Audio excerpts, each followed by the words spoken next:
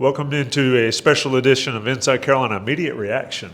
Practice like a pro, held right here in Kenan Stadium. In fact, still wrapping up here in Kenan Stadium. We are in the press box. I'm Tommy Ashley. That's Jason Staples. He's holding the goods. Big Game USA, the official game ball of North Carolina football. Check out this video, and then I'll tell you how to get yours. You think you know North Carolina? It's not just the Smoky Mountains and the Old Well. This is Kenan Stadium, where the Jordan Fly Elite game ball makes its debut and its homecoming. Born to fly, built for Carolina, snag your Carolina blue today. So Jason, you've played around with this. It's pretty football in it. It is a pretty sweet ball. That's what you'll see Carolina throw around right here in this stadium. Go to Big Game USA or check out the link in the description. Now, down to business. Today we saw North Carolina. We have heard all spring that the defense was a little bit ahead of the offense. Today, I don't know if that held true totally, but it was a little bit of a mixed bag. What'd you see? Yeah, I think a mixed bag is an accurate way to put this. I thought the offensive line really had their way with the defensive line on the interior when they ran the football. When they ran outside zone, when they ran inside zone, they were able to consistently get guys moving backwards on the interior. They were able to get space, the cutback lanes, so on. There were a few tackles for loss here and there, and the defense created some confusion a few times. With one of the things that did stand out is that there was a lot of mugging from the linebackers. There's a lot of present one look and kind of take it away. They weren't as vanilla on defense as I expected to see. They didn't show everything, that much was clear, but you did see them generating some confusion there. And I think where the defense was definitely ahead is in the passing game. Yep. So I think coverage-wise, the defense handled their business pretty well there. You could see that they're mixing some things and all of that, and they're doing a pretty good job for first spring with the new staff in terms of communication on the back end. There were a few misses, but all in all, there wasn't a lot there, I don't think, in the passing game, partly because the flip side to the offensive line winning in the running game is I thought the defense got the better of the offense for the most part in terms of the pass rush. So a little bit of a mixed bag, like you said, but the fact that the offense was able to run the football, especially down, we saw it at the end there, they ran a red zone period where they kept score, and the offense won going away because the offense was able to run the football. And, at the end of the day, and the red zone drill that they did was really just overtime. Yeah. It was college overtime rules, right? Yeah. And they just scored it by in order to give the defense a chance to win based on getting stops, which is really hard, by the way, in the way that college overtime works. But overall, because the offense was able to run the football and set some things up there, they were able to get the win on that. And I thought that was pretty well descriptive of the rest of the day. Yeah, absolutely. I thought the offense looks better. The offensive line is still a work in progress. There's a lot of moving pieces there. We saw Austin Blaskey inside at center. We saw him at both guards, or at least at right guard. We saw a lot of moving around out there. This is a team that wants to win in the trenches. Let's start with the offensive line first. I think they've got some pieces there. Figuring out how to put them together is still the challenge, I think. Yeah, based on what I saw today, I'm not 100% sure of which five I'd roll with on day one and where I'd have them. There were a couple surprises in terms of how much certain guys were in certain spots. I mean, I really expected to see Blaskey at center pretty much the whole way with the ones, but he was not. Right. And I think that shows how much they really, first of all, I think they feel like Christo Kelly at center might be a little bit better than their other options at guard compared to Blaskey. That's one of the things that they're kind of looking at. Now, at the same time, you had King at right or at left guard a few times. You had Banfield out there a bunch at left guard. Maybe that gets shuffled and those guys end up being your two guards. There's just a lot of moving parts. And I still have some concerns about what we saw at tackle. I mean, I think the tackle. Both tackles. Yeah, I think the tackle position still going into an ACC schedule with TCU in the opener, there's some stuff you got to worry about there in terms of pass blocking. If you're gonna go against teams that have dynamic pass rushers and can run some twist game and force those guys to move a little bit, if there's a top level tackle that hits the transfer portal, I'd probably kick the tires on him pretty hard, given what we saw today. I do think Trevion Green was probably the best of the tackles today, which kind of tells you where you are with the others, because we saw a lot of Trevion Green last year. Now, I do think he's dropped some weight, which has made him better, but I think that kind of tells you where you are with the tackle position. Is you're still waiting on some guys to step up and seize that spot, and there's a long way to go. Yeah, and like we said, spring portal probably going to be active on the offensive line, maybe in and out. We'll see how that goes. Conversely, defensive line, I think the edges on the defensive line, they've got some players. Where the questions are going to be is on the interior defensive line. We saw a lot of guys get mashed, pushed back into the end zone in the red zone. Jason, your thoughts there? They've got to figure that out. Yeah, and this is the hard part about grading this kind of situation is when you're going back and you're looking at this, you're having to evaluate. Okay, are they getting pressure on the edge as much as they are because the tackles can't block, or because the edges are really good? Yep. Are they getting so much push on the interior in the running game because the guards in the center can really block? Or is it just that they don't have defensive tackles? And that's what you have to evaluate. Based on my sort of initial evaluation here, I think they're pretty good with the edges. I think the tackles it's a little bit of a mix there. The tackles need to be better, but I think the edges are both pretty good. I liked what I saw from Melkart today. I liked, obviously we know what they've got in Bo Atkinson, and he looked like he was in very good shape. Yes. He looks like a guy that should be on NFL watch lists. So those guys on the edges looked good. A couple of the backups also came in and looked okay. But both of those guys held up fine against the run by and large, and both of those guys gave the offense problems. I mean, they had a couple just flat-out blow-bys on the tackles. So, my thought is the edges are pretty good there, but the tackles need to be a lot better. The concern is I'm not sure that the guards are as good as what they looked, because I think the defensive tackle position is a real concern after what we saw today. Yeah, and you cannot get pushed around at defensive tackle and expect to stop the run. You mentioned Bo Atkinson looked great. These guys look in shape. This is as lean as North Carolina's looked, and as far as I can remember, as far as in shape. But interior-wise, you mentioned the guards on the offense, the tackles on defense.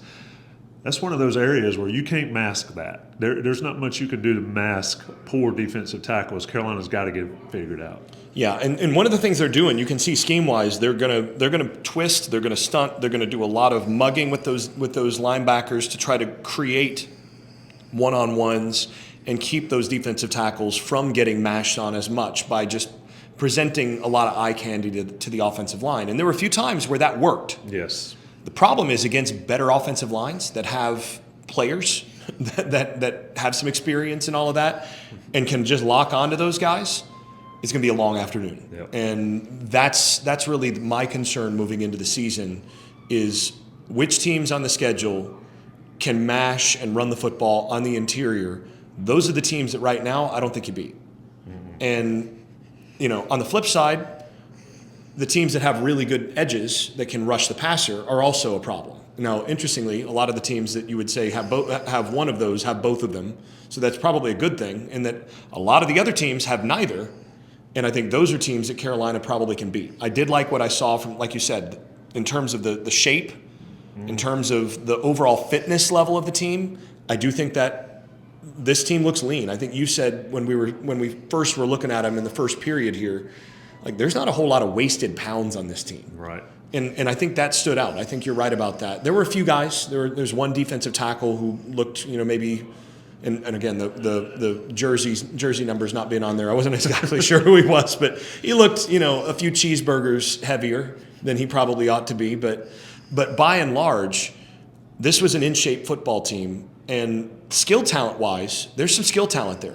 I really like Dixon, the corner transfer. I think there's some talent at the cornerback position. I think the wide receiver position has some real talent. There's some guys in the slot that are going to be a problem for teams. So you've got some pieces, but I'm just not sure how well it fits together at this point. And it's going to be really interesting to see what they are able to pick up in the portal and sort of whether they're able to round out and become a complete enough team to win the games that they're hoping to win this year. Yeah, we're talking to Jason Staples here outside or inside Kenan Stadium, actually. Official game ball is yours to get in the description and the ad at the end. Jason, let's talk about who's going to be throwing these balls, and that's the quarterback position. You got Bryce Baker, you had Ryan Browne. We've heard most of the spring that Ryan Browne is the more experienced guy and the safer bet, that Baker has maybe a higher upside. I thought today maybe there was a little bit of separation there, maybe not what people would think, but what you see. Yeah, I mean, I think on a down-by-down basis, Browne is way ahead. Mm-hmm. But, and this is a really, really big but, Browne also made, I think, 3 decisions that are poor, where he put the ball in danger in turnover-worthy play, raised to a power kind of thing, where it's like, what are you doing, son? In fact, Belichick did that one time. Yeah, there was one point where Belichick actually looked at the sideline and went, and then walked over to Browne and did one of these, walked and come on, son. Like when you see that kind of tells you where that is. And the thing is, if you're a down-to-down better player, but then you're going to throw 2 pick sixes per game, you're not the better player.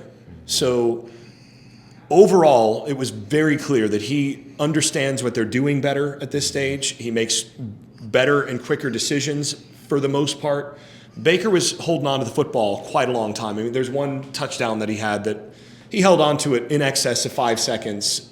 Which is going to be a sack. Was really sacked about probably 2 or 3 times on that play, and Belichick just swallowed his whistle, I guess. And then finally, there's a guy that was open on the perimeter that he saw. That wasn't a touchdown, but otherwise, there were a few times where he made some throws. He had probably the 2 best throws out here today. Mm-hmm. So he had the one fade, the slot fade for a touchdown in the goal line early on, or red zone early on, and then late in the scrimmage, they wrapped up with that overtime kind of period, and he marched his team right down into the end zone with a touchdown throw right down the seam. That was another really good throw in that context. And then the next drive, they scored again, running the football. So he showed some comfort, I think, later in the scrimmage he was not as comfortable early in the scrimmage as he was later. So I felt like there was some growth, or maybe they went to some stuff that he was a little bit more comfortable with later in the scrimmage. But he did look better, so you feel good about that. He missed some throws that I didn't think he would miss at this stage. The biggest thing is that the clock is just really slow right now, and he's got to get caught up to speed.